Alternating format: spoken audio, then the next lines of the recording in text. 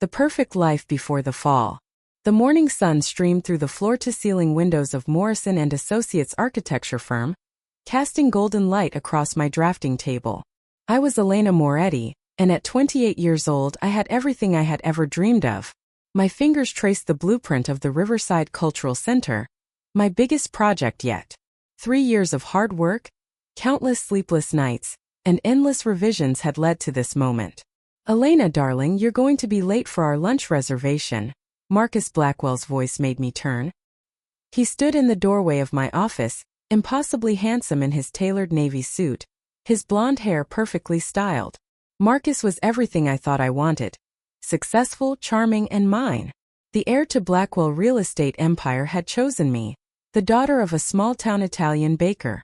I grabbed my purse and kissed his cheek. Let me just save these files. My computer screen showed the financial projections for the cultural center, numbers that would secure my promotion to senior partner.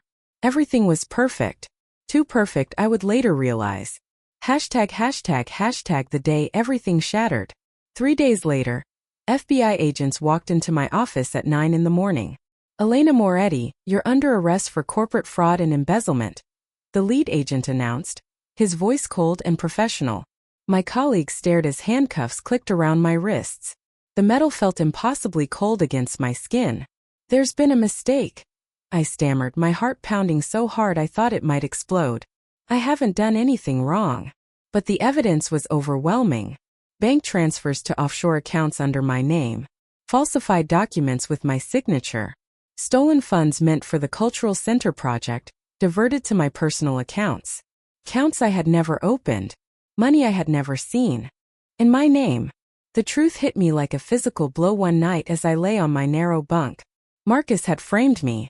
Every piece of evidence, every signature, every transaction had been carefully crafted by the man I loved.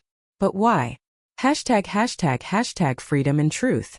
The day I walked out of prison, the world had moved on without me. It was early spring, and the air smelled of rain and new beginnings. But there were no new beginnings for ex-convicts with fraud convictions. My mother waited for me outside the gates, her face lined with new wrinkles, her hair grayer than I remembered. "Mama," I whispered, falling into her arms. "Mia cara," she held me tight. "We go home now. We start again." But home wasn't the apartment I had left. That was gone along with everything I owned. Home was now my mother's small bakery apartment, where I had grown up. The smell of bread and espresso wrapped around me like a blanket. I spent days searching for work. Any work. But no one wanted to hire an ex-convict, especially one convicted of fraud. Architecture firms slammed doors in my face. Even retail stores turned me away. The whispers followed me everywhere. "That's Elena Moretti. She stole millions." 2 weeks after my release I saw them, Marcus and Victoria, walking hand in hand through the city park where Marcus and I used to picnic. Victoria wore a massive diamond on her left hand. My diamond. The one Marcus had shown me in secret, promising to propose on my 30th birthday. They were married. My ex-boyfriend and my ex-best friend, the two people I had trusted most in the world, had destroyed me, and then built their happiness on the ruins of my life. I followed them from a distance, watching as they entered an expensive restaurant. Through the window I saw Marcus kiss Victoria's hand, saw her laugh at something he said. Rage burned in my chest, hot and fierce. They had taken everything from me, and they were living my dream life. The mysterious offer. That night, I sat in the bakery after closing, surrounded by the smell of flour and yeast. My mother had gone to bed, exhausted from the day's work. I stared at my laptop, searching once again for any job that would take me. My savings were gone, spent on lawyers who had failed me. I needed work. Any work. An email notification popped up. The sender was unfamiliar. d.romano@romanoenterprises.com. The subject line read, "An opportunity for justice." My finger hovered over the delete button. Probably spam. Or worse, someone trying to scam an ex-convict desperate for work. But curiosity won. I clicked. "Ms. Moretti, I know what was done to you.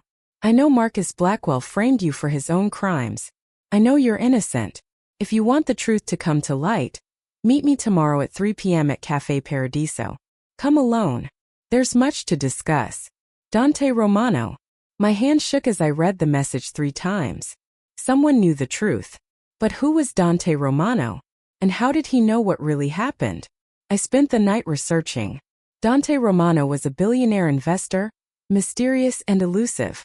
His company, Romano Enterprises, had investments in real estate, technology, and international trade. There were few photos of him, and those that existed showed a man in his mid-30s with dark hair and darker eyes. His business dealings were always legitimate, always successful, and always secretive. What did a billionaire want with me? The meeting that changed everything. Café Paradiso was a small Italian coffee shop in the old district, the kind of place tourists never found. I arrived 15 minutes early, my heart racing. I wore my only good outfit left, a simple black dress that had survived my arrest because it had been at the dry cleaners. At exactly 3 p.m., a man walked through the door. Dante Romano looked nothing like his photos. He was taller, more imposing, with sharp features and eyes that seemed to see through every defense I had built. He wore a black suit that probably cost more than my mother's bakery made in a year. Elena Moretti, he said, sitting across from me without asking permission. Thank you for coming. You said you know what Marcus did to me. I kept my voice steady despite my shaking hands. How? Dante signaled the waiter for 2 espressos before turning his full attention to me. Because Marcus Blackwell did the same thing to my sister 5 years ago. Different methods, same result. He destroyed her life to cover his own crimes. My breath caught. What happened to her? She died. Dante's voice was flat, emotionless, but his eyes betrayed him. Pain flickered there, deep and old. Sophia couldn't live with the shame of being branded a thief. She took her own life 6 months after her conviction. Tears filled my eyes. I'm so sorry. Don't be sorry. Dante leaned forward. Be angry. Be furious. Marcus Blackwell has destroyed lives to build his empire. The money he stole through you funded his latest development project. The evidence he manufactured against my sister covered up his illegal demolition of a historic building. He's done this to at least 6 other people that I've found. And he's still out there living his perfect life. Why are you telling me this? I asked, though I already knew the answer. Because I'm going to destroy him, Dante said simply. And I want you to help me. Why me? Why not just turn over your evidence to the police? Dante smiled, but there was no warmth in it. Because the evidence I have isn't enough. Marcus is too careful, too connected. His family has judges, lawyers, and police on their payroll. We need something more. We need someone on the inside. Someone he thinks he's already defeated. You want me to get close to him again. My stomach turned at the thought. I want you to do more than that. I want you to work for me, live in my penthouse, be seen as my business partner. Marcus will notice. His ego won't allow a woman he destroyed to rise again. Especially with his competitor. He'll come for you. And when he does, he'll make mistakes. Mistakes we'll be ready to document. I thought of Marcus and Victoria hand in hand living in luxury. I thought of the 6 months I spent in prison for crimes I didn't commit. I thought of Dante's sister, dead because Marcus Blackwell's ambition was more important than human lives. What exactly are you offering? I asked. Dante pulled out a folder and slid it across the table. Inside was a contract. You'll work as my special consultant on architecture projects. Salary of $300,000 a year plus bonuses. You'll have access to resources to clear your name. You'll live in my penthouse to maintain the appearance of a close business relationship. And when this is over, Marcus Blackwell will be in prison where he belongs. My hands trembled as I held the contract. This was crazy. Dangerous. Revenge instead of moving on. But moving on meant Marcus won. It meant he would keep destroying lives. It meant Sophia died for nothing. I have one condition, I said, meeting Dante's dark eyes. When we take him down, I want to be there. I want him to know it was me. Dante extended his hand. We have a deal, Ms. Moretti. I shook his hand, feeling the strength in his grip. Call me Elena. As I signed the contract, I felt something I hadn't felt in months. Hope. Marcus Blackwell had turned me into ashes. But from ashes, fire could rise. And I was about to become an inferno. The new world. Dante Romano's penthouse occupied the top 3 floors of the Obsidian Tower, the city's most exclusive building. As his private elevator rose silently upward, I clutched my single suitcase containing everything I owned after prison. The Elena who had once had a closet full of designer clothes felt like a stranger now. The elevator doors opened directly into the penthouse. My breath caught. Floor-to-ceiling windows offered a panoramic view of the city. The interior was all clean lines and expensive taste. Marble floors, modern art, leather furniture that probably cost more than cars. It was beautiful and cold like its owner. "Your room is on the second level," Dante said, leading me up a floating staircase. "Private bathroom, walk-in closet. My housekeeper, Mrs. Chun, will arrive tomorrow to help you settle in." He opened double doors to reveal a bedroom suite larger than my mother's entire apartment. A king-sized bed faced the windows. The closet held new clothes in my exact size. "How did you know my measurements?" I asked, running my fingers over a silk blouse. "I'm thorough," Dante replied. "In my world, details matter. The clothes are for appearances. When we're seen together, you need to look like you belong in my life." "And where is your bedroom?" The question came out before I could stop it. Dante's expression remained unreadable. "Third floor. Completely separate. This is a business arrangement, Elena. Nothing more." I told myself the disappointment I felt was just exhaustion. Learning the truth. That night, Dante showed me his war room. A locked office filled with files, photographs, and documents covering one entire wall. At the center was Marcus Blackwell's face, with red strings connecting to other photos and names. "This is everyone Marcus has destroyed," Dante explained. "6 victims before you. All young professionals, all ambitious, all betrayed." He pointed to a photo of a young woman with kind eyes and Dante's sharp features. Sophia was first. She was an accountant at Marcus's company. When she discovered his illegal tax shelters, he framed her for embezzlement. "She was 24, Dante continued, his voice tight. "My baby sister. Smart, kind, full of dreams. After her conviction, she couldn't find work. Our parents had died years earlier, and she felt she had shamed their memory. She left me a note saying she couldn't live with the guilt for a crime she didn't commit." I touched Sophia's photo gently. "She looks like you." "She was better than me," Dante said quietly. "She believed in justice, in the goodness of people. Marcus killed that belief before he killed her." He showed me the others. A contractor who lost his business. An interior designer who lost custody of her children. A lawyer who was disbarred. All victims of Marcus's carefully constructed frauds. All destroyed when they got too close to his secrets. "What exactly is Marcus hiding?" I asked. Dante pulled out another file. "His entire empire is built on fraud. He uses investor money for personal expenses, then covers it up by framing employees.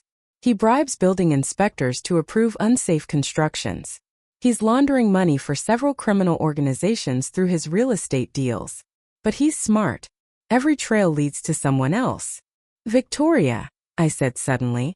"My best friend who testified against me. Does she know?" Dante's expression darkened. "Victoria Chun is more than she appears. My investigation suggests she's been working with Marcus for years. She befriends his targets, gathers information, then testifies against them when needed." The betrayal cut deeper. "So our entire friendship was a lie? Perhaps. Or perhaps she was once genuine, and Marcus corrupted her too. Either way, she's complicit now." I stared at Marcus's photo on the wall. "How do we take him down?" "Carefully," Dante said. "We need evidence that can't be dismissed or buried. We need Marcus to incriminate himself. And for that, we need him to feel threatened enough to make mistakes." ####The plan unfolds. Over the next 2 weeks, Dante introduced me to his world. Business dinners at exclusive restaurants. Gallery openings where the city's elite gathered. Charity events where donations were measured in 6 figures. Everywhere we went, people noticed. Whispers followed. "Is that Elena Moretti? I heard she was in prison. What is she doing with Dante Romano?" Perfect. We wanted Marcus to notice. Dante played his role perfectly. His hand at the small of my back. Intimate conversations that looked personal to outsiders. The way he pulled out my chair, ordered my favorite wine, listened when I spoke as if nothing else in the world mattered. It was all performance. But sometimes I caught him looking at me with an expression I couldn't read. Something beyond business. We worked together on legitimate architecture projects for his company. I designed a community center for a struggling neighborhood. Dante never questioned my ideas, never undermined my expertise. After months of being treated as a criminal, his respect felt like oxygen after drowning. "You're talented," he said one night as we reviewed my designs. "Marcus didn't just frame you for fraud. He stole your future because he feared your success." "What do you mean?" "The Riverside Cultural Center project. I've seen the original plans you submitted. They were brilliant. But they also expose structural flaws in Marcus's previous developments. If your design became public, investigations would follow. So he destroyed you first." Another piece of the puzzle clicked into place. My destruction hadn't been random. It had been strategic. ####the charity gala. 3 weeks into our arrangement, the invitation arrived. Marcus Blackwell was hosting a charity gala for the Children's Hospital. The city's most powerful people would attend, including Dante Romano. "This is it," Dante said, holding the invitation. "Marcus is inviting me to show dominance. He wants me to see him in his element, surrounded by supporters. He doesn't know he's inviting his own destruction. You want me to go?" My hand shook at the thought of facing Marcus. "I need you to go. We'll arrive together. Marcus will see that you've not only survived but thrived. His ego won't tolerate it." The night of the gala, I wore a dress that cost more than I used to make in a month. Deep red silk that hugged my curves before flowing to the floor. Dante had it made specifically for this night. When I descended the stairs, I found him waiting in the foyer, stunning in a black tuxedo. His eyes widened slightly. "You look beautiful, Elena." "It's the dress," I said, suddenly self-conscious. "No," he replied, stepping closer. "It's you. The dress just helps others see what I've seen all along." The moment stretched between us, charged with something that felt dangerous. Then Dante offered his arm, the professional mask sliding back into place. "Shall we?" The gala was held at the Grandview Hotel ballroom. Crystal chandeliers cast golden light over women in designer gowns and men in tuxedos worth thousands. I recognized many faces from my old life. Some looked away quickly. Others stared with undisguised curiosity. Then I saw him. Marcus stood at the center of a group, commanding attention as always. Victoria was at his side, wearing a champagne-colored gown and the smile I had once trusted. They looked perfect together. The golden couple. Marcus's eyes found mine across the room. I watched the shock register on his face, followed quickly by anger. Good. Let him be angry. Let him wonder how the woman he destroyed was standing in his ballroom, wearing a dress that cost more than her prison sentence. "Ready," Dante murmured, his hand warm on my back. "Ready." We walked toward Marcus like we owned the room. 'Cause tonight, in a way, we did. ####the confrontation. "Dante Romano," Marcus extended his hand, his practiced smile not reaching his eyes. "I'm honored you could attend." "Marcus Blackwell," Dante shook his hand. "Thank you for the invitation. I believe you know my consultant, Elena Moretti." Marcus's smile faltered for just a second. "Elena, what a surprise. I heard you were released." "I served my time for crimes I didn't commit," I said, keeping my voice steady. "But I'm sure you know all about that, Marcus." Victoria stepped forward, her face a mask of concern. "Elena, it's good to see you looking so well. We were all worried when you disappeared." "Disappeared?" I couldn't keep the edge from my voice. "I was in prison, Victoria. Where you put me with your testimony." "I only told the truth," she said, but her eyes darted nervously to Marcus. "Did you?" Dante interjected smoothly. "That's interesting. Because I've been reviewing the trial transcripts. Your testimony contains several specific details about Elena's supposed confessions to you. Yet Elena's phone records show you two barely spoke in the month before her arrest." Marcus's expression hardened. "Are you accusing my wife of perjury, Romano?" "Your wife?" I stared at Victoria. "You married him? After everything?" "Marcus and I fell in love while supporting each other through your betrayal," Victoria said, but her voice shook. "I'm sorry you can't be happy for us." "Betrayal?" I repeated softly. That's an interesting word choice, Victoria. Tell me, did Marcus promise you the same things he promised me? Or did he just promise not to frame you next? That's enough, Marcus snapped. Elena, you should leave. This event is for respectable members of society, not convicted felons. Actually, Dante's voice cut through the tension like a blade. Elena is my guest. And unless you want me to withdraw my $500,000 donation to this charity, she stays. The surrounding conversations had stopped. People were watching now, sensing the drama. Marcus's jaw clenched. Of course. Please enjoy the evening. He took Victoria's arm and steered her away, but not before I caught the look he gave me. Pure hatred. That went well, I said, my heart racing. Better than well, Dante replied. Did you see his face? You're supposed to be broken, Elena. Instead, you're here, successful, beautiful, and clearly under my protection. For a narcissist like Marcus, that's intolerable. He'll come after you now. And when he does, we'll be ready. ####, the crack in Victoria's mask. An hour later, I stood on the balcony, needing air after the constant tension of the ballroom. The city spread below, lights twinkling like fallen stars. Elena! Victoria's voice made me turn. She stood in the doorway alone, her perfect composure cracking. Can we talk? I don't think we have anything to say to each other. Please.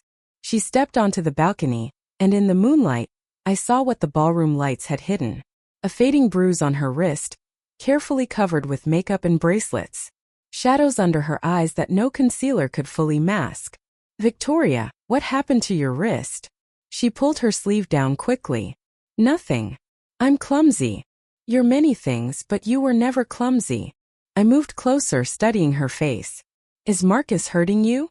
Tears filled her eyes. You don't understand. I didn't have a choice.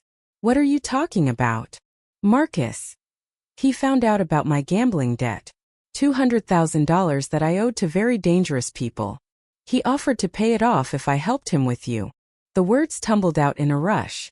I didn't know what he was planning. I thought it was just about getting access to your files. By the time I understood what he was doing, it was too late. You were already arrested. So you lied on the stand to save yourself. Bitterness filled my mouth. I lied to stay alive, Victoria said desperately. The people I owe don't forgive debt, Elena. They kill for less. Marcus said if I didn't testify, he'd tell them where to find me. I'm sorry. I'm so sorry. But I was scared. I wanted to hate her. Part of me did.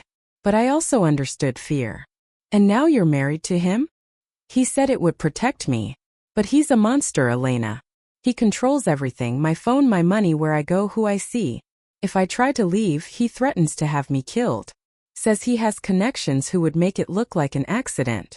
Her voice broke. I'm trapped in a nightmare because I made one mistake. Just like you were. Plan formed in my mind. Victoria, do you want out? She looked at me with desperate hope. More than anything. But how? Help us. Dante and I are gathering evidence against Marcus. If you testify truthfully this time, if you tell what really happened, it could make all the difference. He'll kill me if he finds out I'm talking to you. Then we'll protect you. Dante has resources, connections. But Victoria, you have to be completely honest this time. No more lies. She nodded, wiping her tears. I have things. Documents Marcus keeps in his home office. Recordings of phone calls. I've been collecting them. Thinking maybe someday I could use them to escape. My heart raced. Can you get them to us? There's a charity luncheon next Tuesday. Marcus will be at his office all day. I could bring them then. Do it. And Victoria? Stay safe until then. Don't do anything to make him suspicious. She squeezed my hand. Thank you for not hating me. I don't hate you, I said honestly. I hate what fear made you do. There's a difference. After Victoria left, I found Dante in the ballroom, charming a group of potential investors. I caught his eye, and he excused himself smoothly. We have a problem, I said. Or maybe an opportunity. I told him everything Victoria had revealed. His expression remained neutral, but I saw the calculation in his eyes. Can we trust her? He asked. I don't know. But if she really has documents from Marcus's home office, it could be what we need. Or it could be a trap. Marcus might be using her to get to us. We have to take the risk, I insisted. This might be our only chance. Dante studied me for a long moment. You've changed, Elena. When I first met you, you were broken. Now you're calculating risks like a strategist. You taught me that revenge requires patience and planning. I taught you more than that, he said softly. I've watched you rebuild yourself into someone stronger than before. Someone Marcus can't break again. The way he looked at me made my breath catch. This wasn't the professional distance he usually maintained. This was something raw and real. Dante, I started, but he stepped back. We should return to the party. People will notice if we're gone too long. But as we walked back into the ballroom, his hand found mine and squeezed gently. A promise of something unspoken between us. The night everything changed. The gala ended near midnight. In the car ride home, Dante was quiet, staring out the window at the passing city lights. The tension from earlier lingered between us, thick and charged. You did well tonight, he finally said. Marcus was rattled. That was the goal. Victoria was rattled too. What if Marcus figures out we talked? Then we accelerate our timeline. But I don't think he suspects her yet. Victoria's been his perfect victim for too long. Back at the penthouse, I poured 2 glasses of wine and found Dante standing at the windows, his jacket discarded, tie loosened. He looked tired and human in a way I rarely saw. Here, I offered him a glass. You look like you need it. Thank you. He accepted the wine but didn't drink. Elena, there's something I should tell you. My heart raced. What is it? When I first approached you, this was about revenge for Sophia. About destroying the man who killed my sister. But over these past weeks. He trailed off, setting down his glass. You've become more than a means to an end. I set down my own glass with trembling hands. What are you saying? I'm saying that somewhere between the business dinners and the false pretenses, I stopped pretending. He turned to face me fully. The way I look at you, the way I want to protect you, the way I think about you every moment we're apart. That's not part of the plan, Elena. That's real. The air between us crackled with electricity. Every professional boundary we carefully maintained dissolved in that moment. Dante, this is complicated. We're in the middle of. I know, he interrupted. I know all the reasons this is a terrible idea. You're vulnerable. I'm your employer. We're partners in revenge. But I can't keep lying to myself about what I feel.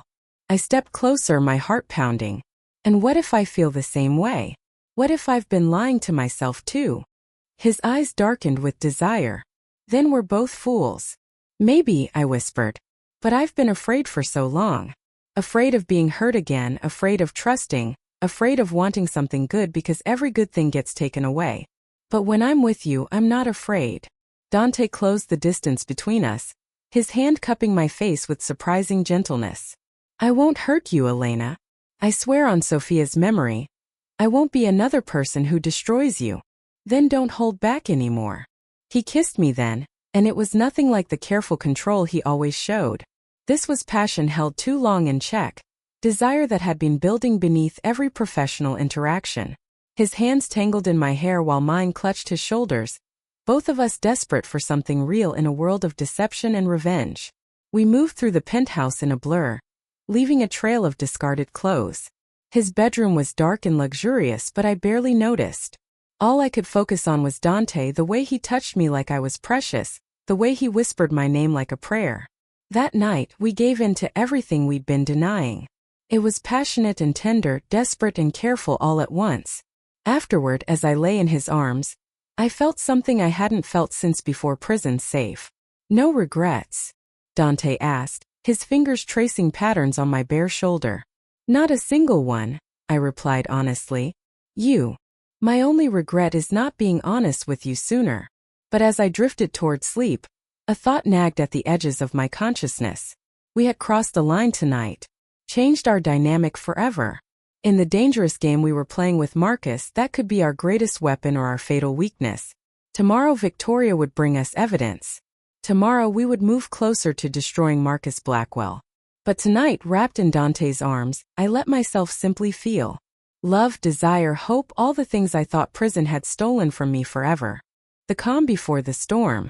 Morning sunlight streamed through Dante's bedroom windows, warming the sheets where I lay tangled with him. Last night had changed everything between us, shifting our relationship from strategic partnership to something far more dangerous and real. Dante's arm was draped across my waist, his breathing steady in sleep, his usual guarded expression softened. My phone buzzed on the nightstand, shattering the peaceful moment. A text from an unknown number. I have what you need. But he knows something's wrong. Please help me. V. I sat up quickly, my heart racing. Dante, wake up. He was alert immediately. Years of careful living making him ready for danger even in sleep. What is it? I showed him the message.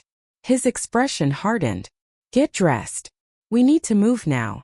30 minutes later, we were in Dante's car, speeding toward the address Victoria had sent. It was a small coffee shop in a neighborhood far from Marcus's usual territory, the kind of place where people minded their own business. Victoria sat in a back corner booth, wearing oversized sunglasses and a scarf despite the warm day. When she saw us, relief flooded her face. But as we got closer, I saw what she was hiding. A fresh bruise on her cheek, a split lip, and hands that trembled as she clutched a leather messenger bag. Victoria, what happened? I slid into the booth beside her. He found out I've been collecting evidence. I don't know how, but last night after the gala, he accused me of betraying him. Her voice shook. He hurt me, Elena. Really hurt me. Said if I ever tried to leave, he'd make sure I disappeared like some woman named Sarah Martinez. Dante's expression went cold. Sarah Martinez was one of Marcus's victims. She threatened to go to the police about his fraud. 3 weeks later, she vanished. The case is still